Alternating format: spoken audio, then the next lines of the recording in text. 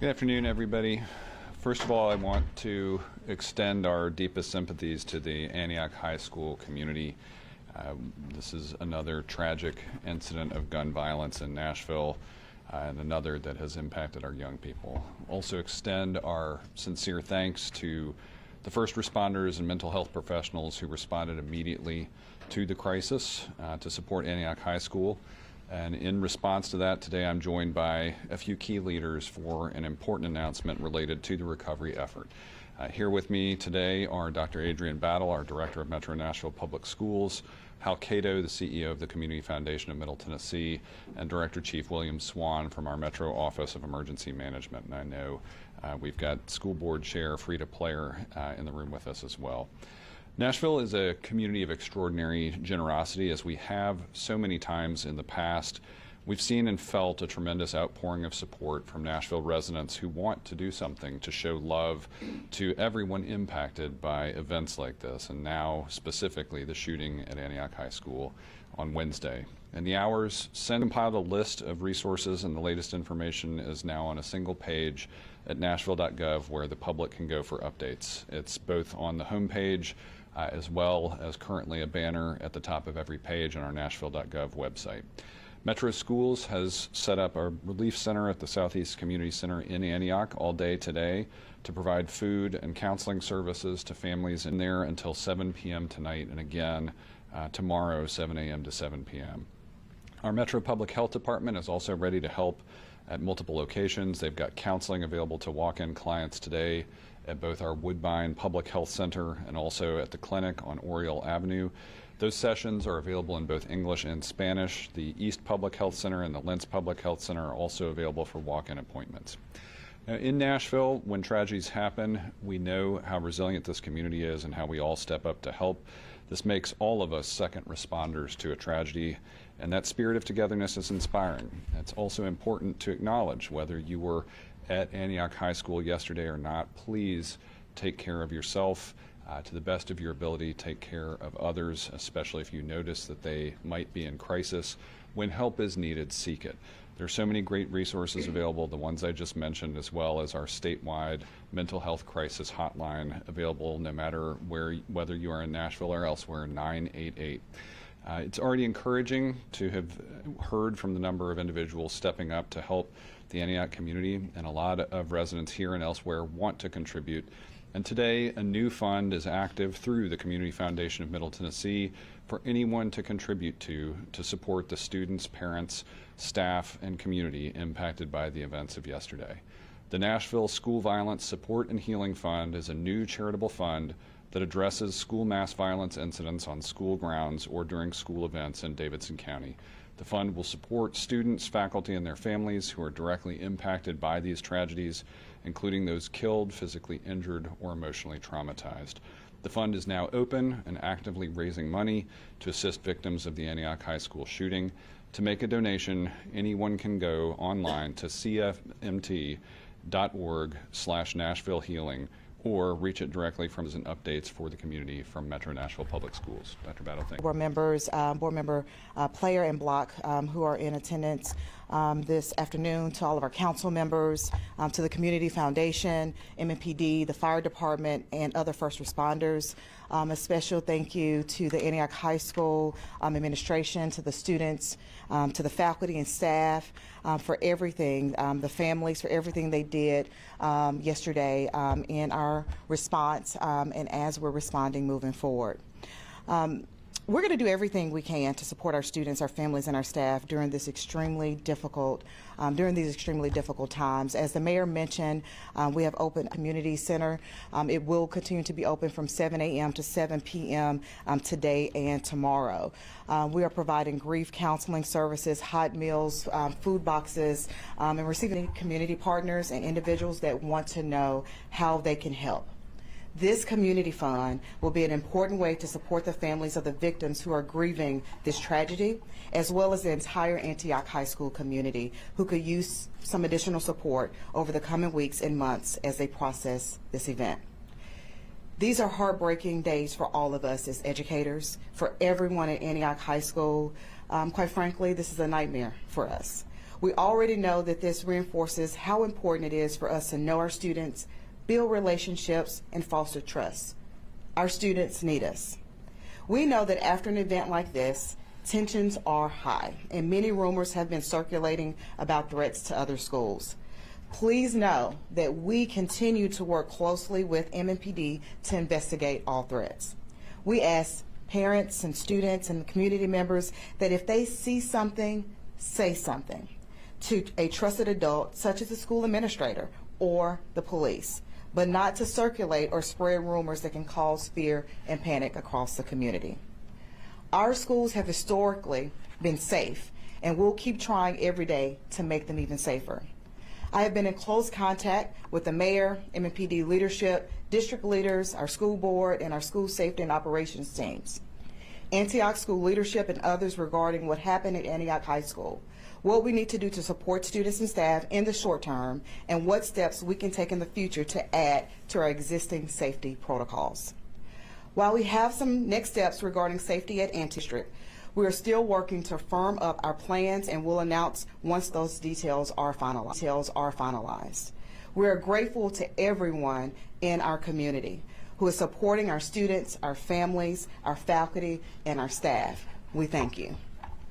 At this time, I'd like to turn it over to Hal Cato, CEO of the Community Foundation. I I had sincerely hoped after we had to do this less than 2 years ago at another school that we would not be back in this place talking about activating a fund like this, but here we are. As of yesterday, my team at the Community Foundation has activated the new Nashville School Violence Support and Healing Fund that will be designed to support faculty, students, and family members that incur any kind of violence on school grounds here in Nashville, obviously starting today to benefit leaning on our friends here on this platform, as well as United Way and others, to spread the news, because we do want to raise as much money as we possibly can. Funds will be going directly to victims' families, to those who are injured, and to faculty and other students who are experiencing a lot of emotional trauma today and will for many months and years to come. We'll be working with Dr. Battle and her team to set up a committee of Antioch parents and community members. They will be responsible for deciding how the funds are distributed. Unfortunately, we still have this playbook from Covenant that we can lean on to help this process go smoothly, and I am just glad and honored that we can stand in this place and be with this community right now in this really difficult moment. Now invite Chief Swartz. Well, we thank you for that. Again, my job today is a lot easier than it was yesterday when we talk about the coordination and all the efforts that it takes to walk into an event that's so heartbreaking as this. As it was mentioned, unfortunately, this is not our first time dealing with this.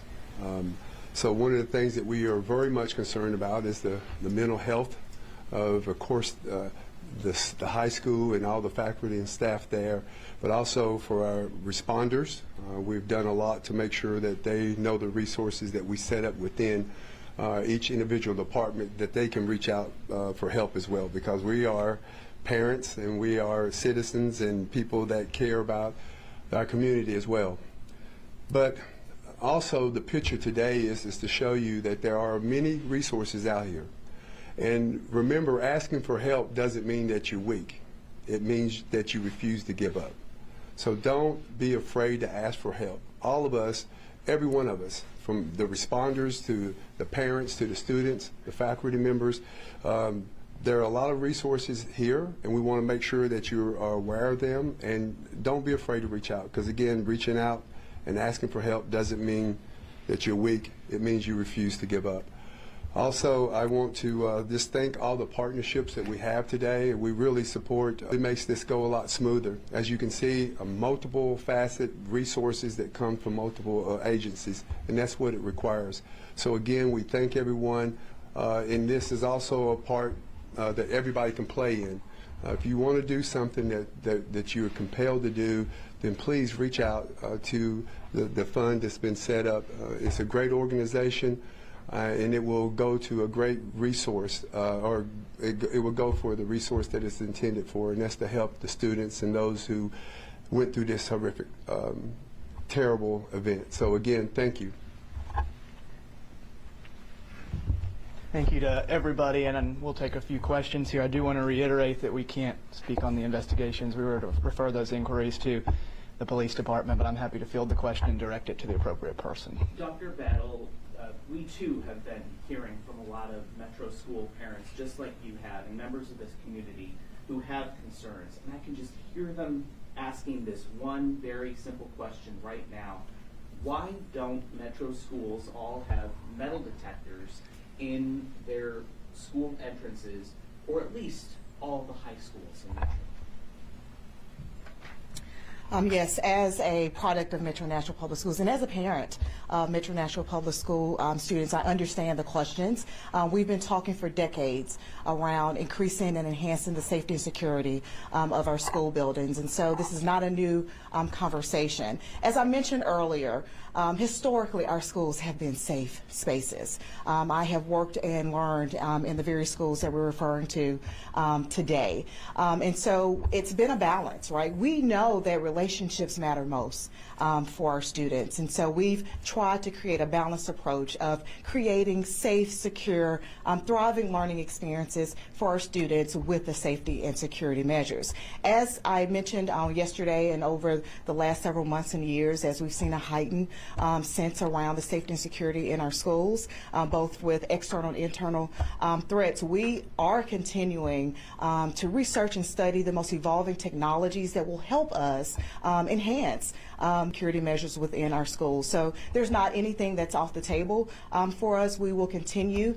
to dig into those resources, and when possible, from investment and timing and all those other things, we will continue to balance the things that have been working in our schools and creating opportunities for new safety and security measures to be implemented across our high schools and across the district. I did also want to answer just one other question about whether the shooter had a previous threat assessment on file with him at the school. I understand Metro Schools has said that FERPA restricts what you can say about that, but there are just so many parents out there right now looking for the answer to that question. They're concerned about whether the answer to that question can help shed some light on how something like yesterday could have happened. There are thousands of parents out there listening to you right now. What can you say to those parents who desperately want those questions answered about this shooter's history? Absolutely, and our goal is to communicate and to be transparent in our communications with regards to this incident. As we all know, this is an ongoing investigation, and unfortunately, FERPA laws do prevent me from sharing the details around the student's behavior and other details. But as this investigation continues to unfold, we'll work closely with MMPD around the information we can and we cannot share, given the student being a minor. And so, thank you for your question. With the ongoing investigation, I'm unable to explicitly respond to that question at this time. Are there any security measures in the short term that the district is implementing at any schools, including India?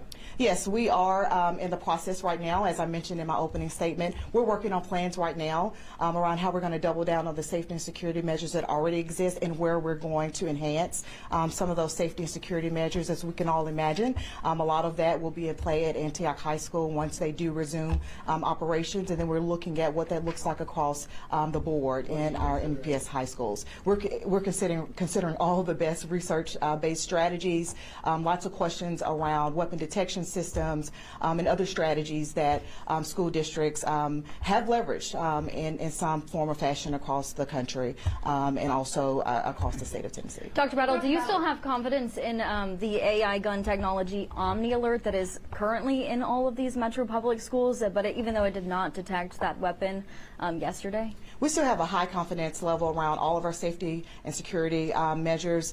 Again, it's about creating a balanced approach from the safety standpoint and also from the security standpoint. With any incident, and particularly a tragic incident like the one we experienced yesterday, we will continue to have our debriefing scenarios where we're reflecting on all those measures, where there's opportunity for continued strengthening those measures across not only Antioch High School, but our schools across the district. And following Can you please explain how those security measures work specifically? The weapons detection system, how does that system work, and why in this case did it fail? Sean Brace, Chief Communications Technology. So I just wanted to talk a little bit about the investments. We've talked about this in the media before, and there are videos online that show how Omni Alert works. And essentially, it ties into our existing network of cameras, and it uses AI technology to detect weapons. And so it has been activated before. Typically, it has been when a police officer has a weapon, or there have been realistic looking toy guns like water guns and other things like that.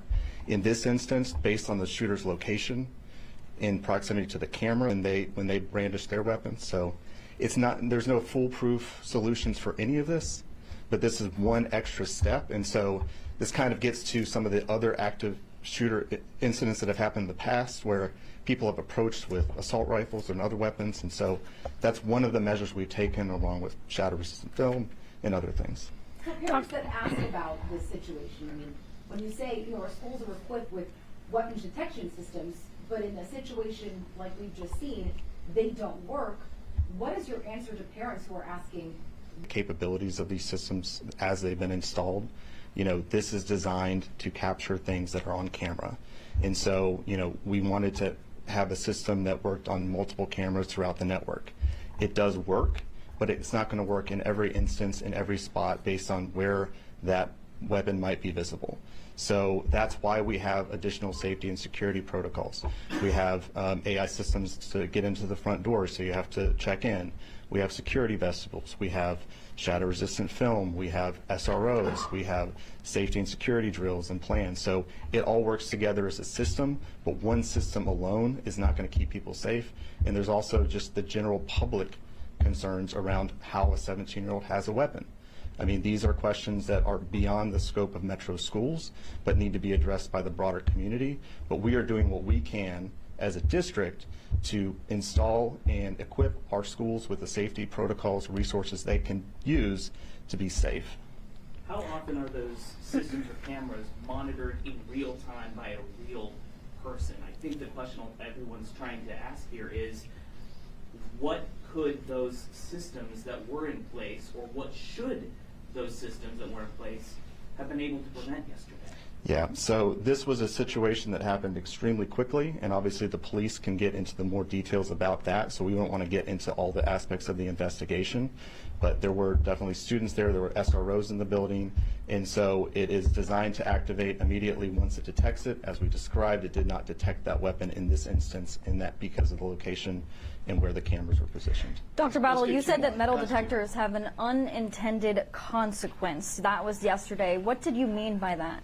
Yeah, there are plenty of research papers out there around the impacts, the pros and cons of having weapon detection systems in schools and metal detectors. I'm happy to share some of that literature about the types of learning environments we want for our students. I mean, the first person we want our students to interact with are their principals and their teachers and their fellow students. There's lots of data around the tracking behind the metal detector systems. We also know that there's no system that is 100% going to capture everything that a person may have on them. And so there are pros and cons. That is something we continue to weigh out. And as Sean just shared, that's why you have to have a comprehensive, multi-layered approach system. I have a question for Mayor O'Connell, please. Sure. Hi, Mayor. About this CBS News here. You mentioned online rumors circulating about this, and I know Dr. Battle mentioned that as well. You've been outspoken in the past about some of the extremist groups that we've seen present within the city of Nashville, and there's some very concerning writings that have sort of been linked and mentioning some of those groups here. Do you have any thoughts on that, and whether the city of Nashville is monitoring any activity in regards to those groups, and how we can sort of prevent that sort of online situation that seems may have played out in this case? Yeah, I have not reviewed any of the material circulating online. I know that there have been people talking about a lot of different things about the suspect, writings, all of those things. I'll say first and foremost, we have been focused on crisis response and then now the recovery effort, including today's fund announcement. And then beyond that, I will say our Metro Nashville Police Department, as you could see yesterday in the immediate response, has a great connection to state and federal partners, including State Department of Homeland Security, ATF, THP, TBI. We know that they are constantly using intelligence, and Chief Drake would probably tell you, and again, I'm not going to be able to get into the details of the investigation today, but Chief Drake would very likely talk about steps that they take to prevent scenarios like this as best they can, and then they respond quickly in those scenarios that can't be prevented. But I think what you heard from Sean is also critically important. They are keeping communications for young people in scenarios where they are not victims of predation or scams or falling into scenarios where they could be easy targets for recruitment into networks like that. But we've also advanced at a local level updated legislation that should help us respond more effectively to those groups when they are present in Nashville. And similarly, we're tracking some state legislation this year that should further improve that and enhance that. And so I want to emphasize, though, the close working relationship and partnership and collaboration between our Metro schools and Metro Nashville Police Department. And as mayor, I'm making sure that both of them have the resources they need to continue to improve safety in a challenging environment where the availability of guns is just simply profound. All right. Thanks, everybody. Thank you all.